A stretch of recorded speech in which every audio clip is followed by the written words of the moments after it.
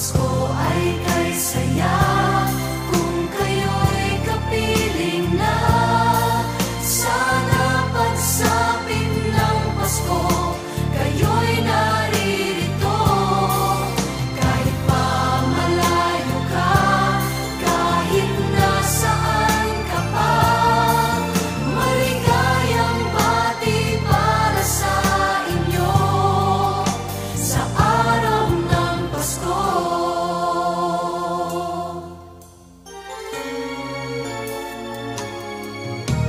Sa ibang bansa'y di